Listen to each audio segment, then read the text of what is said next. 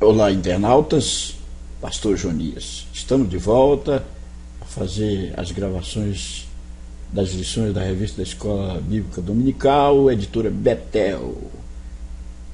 Desta feita, vamos fazer a gravação da lição 2, na temática Casamento, uma instituição divina.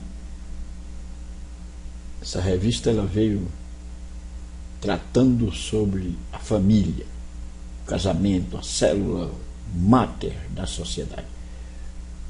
O texto áureo: e disse o Senhor Deus, não é bom que o homem esteja só, far-lhe-ei uma adjutora que esteja como que diante dele. Gênesis capítulo 2, verso 18. A verdade aplicada, o projeto do casamento é de Deus, no entanto a administração dele é nossa. Está em nossas mãos e devemos lutar por ele. Vamos até ao nosso blog dedicado à Escola Bíblica Dominical e vamos trabalhar essa temática assaz importante. Que tal o blog? Você pode optar pela CPAD, ou Betel, ou Central Gospel. Nós estamos sempre comentando em vídeos essas lições e também postamos as lições antecipadamente. Revista Editora Betel. Vamos clicar aqui e vamos estudar a lição 2. É preciso compreender que, ao criar a mulher, Deus procurou atender às necessidades afetivas do homem e, consequentemente, da mulher, e também atender à procriação e perpetuação da raça humana. Gênesis 1 e 26.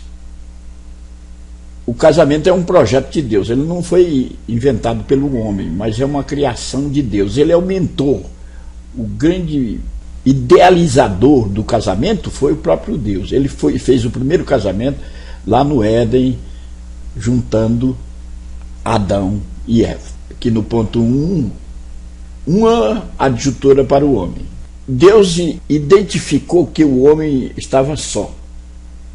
Logo após fazer o homem, ele viu que o homem estava só, estava na solidão, e uma adjutora que esteja como diante dele.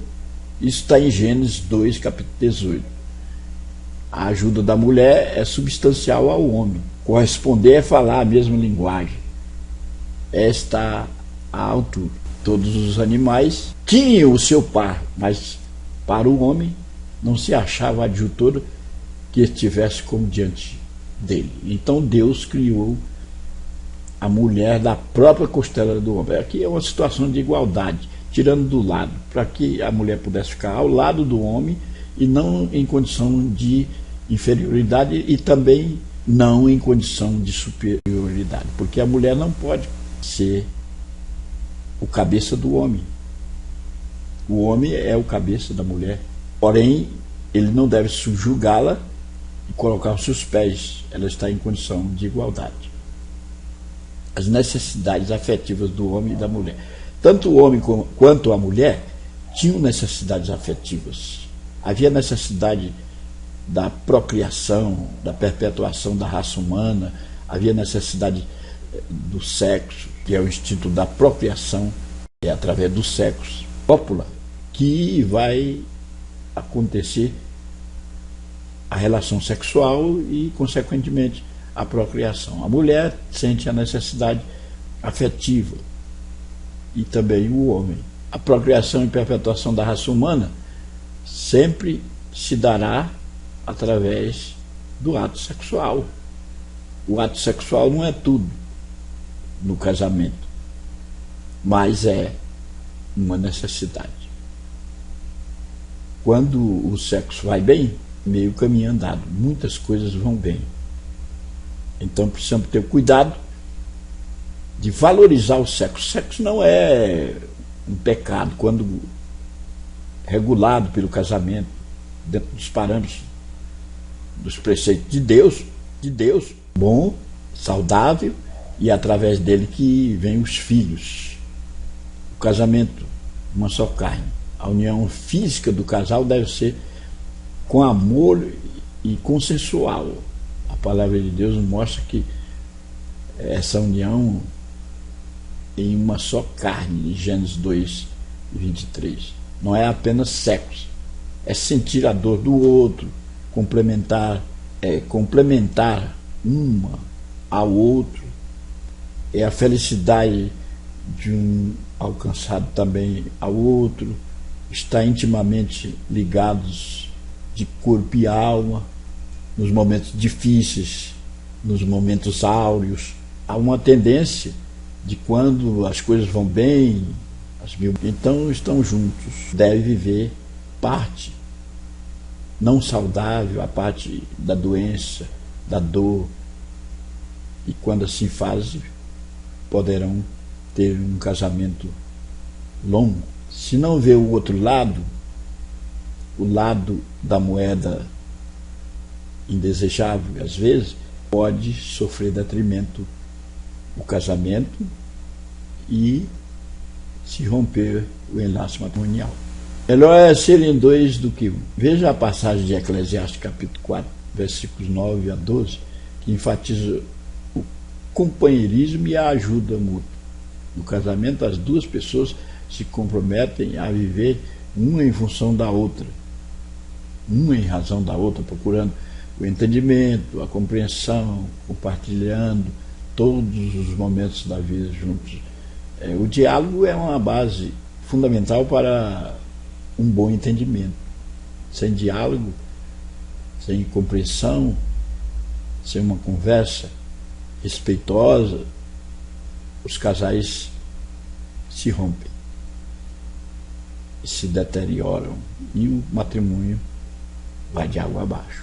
Deus não quer ninguém vivendo na solidão nem isolado. O isolamento foi visto por Deus quando fez Adão. Ele percebeu que precisava de alguém para lhe fazer companhia. Então o homem precisa de uma auxiliadora. A mulher é considerada o radar do marido e sua grande conselheira. Ela é uma auxiliadora do esposo. É uma tornezeleira. Veja bem os exemplos bíblicos de mulheres que foram verdadeiras tornezeleiras dos seus maridos, como Sara, Rebeca e outras mais. Firmado em Deus. O casamento precisa estar firmado em Deus. Evidentemente que sem Deus nada pode ir avante. Foi Ele quem criou. Ele sabe preservar, sabe conservar, porque o cordão de 3 dobras não se rompe facilmente.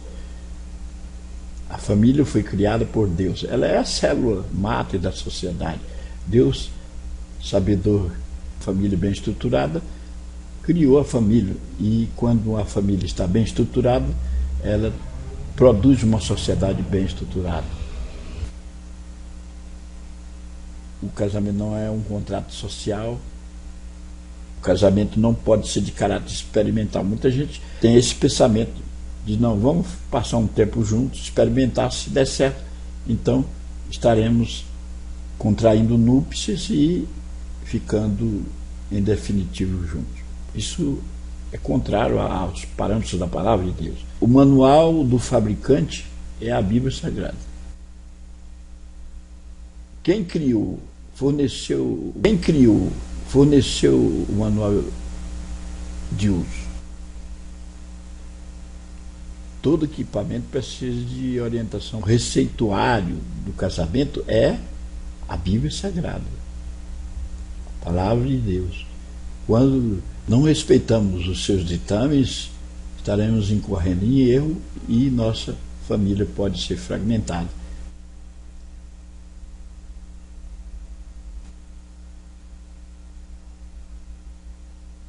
Então o manual, o receituário do casamento é a Bíblia Sagrada, a palavra de Deus. Quando todo equipamento precisa de orientação para o seu manuseio e funcionamento. Quem não seguir as instruções do fabricante poderá danificar o seu produto. A palavra de Deus é o manual, a bússola, o direcionamento. A Bíblia está recheada de regras básicas para manter o nosso casamento forte. Quem quer se dar bem na vida deve cumprir as regras. Os casais cristãos devem se conscientizar de que, enquanto não forem observados os princípios bíblicos concernentes ao casamento, não terão o sucesso esperado. Muita gente clama e diz: mas o que está acontecendo no meu casamento? E às vezes casa com um, não dá certo, casa com outro, divorcia, não dá certo, e está a se perguntar o que está acontecendo. Simplesmente você está fazendo valer o seu eu em detrimento da palavra, da Bíblia. A Bíblia tem o receituário para nos darmos bem no nosso relacionamento. Inclusive, nós vamos ver agora os 3 pilares que sustentam o casamento. Os 3 pilares que sustentam o casamento. O primeiro deles é a presença de Deus. Sem a presença de Deus no lar, no casamento, fica difícil se manter um casamento por longos anos. A presença de Deus é que dá atmosfera gostosa no lar, atmosfera da paz, da alegria, do gozo, da justiça no lar. Quando divergimos da palavra de Deus, enveredamos pelo caminho da prostituição e outras coisas mais, nós estamos tirando do nosso lar o próprio Deus. A presença de Deus é de fundamental importância. Depois vem o outro pilar, que é o amor. O amor, que é uma afeição profunda que se tem por alguém, e o amor não agasalha ao seu bel prazer, mas entende a pessoa como ela é. Muitos casais procuram orientação e alegam que não estão se dando bem, porque um quer agasalhar ao seu bel prazer, quer satisfazer o seu ego próprio em detrimento do seu cônjuge. E amar é entender a pessoa como ela é. Os 3 pilares do casamento, então: a presença de Deus, o amor e a responsabilidade, porque a responsabilidade é uma virtude presente nos cônjuges que velam um pelo outro. Quando você cuida do seu cônjuge, quando você tem uma atenção especial e entende ele como é, você está com uma grande responsabilidade sendo desenvolvida. Então, essa lição nos quer remeter a entendermos que o casamento é uma providência de Deus, é uma instituição divina, foi Deus quem fez o primeiro casamento. O casamento é uma necessidade, o sexo amparado pelo casamento é na vontade de Deus. As práticas abomináveis são as práticas maléficas, indesejáveis, são abomináveis pelo Senhor, e que precisamos estar embasados nos 3 pilares: na presença de Deus no nosso lar, no amor e na responsabilidade.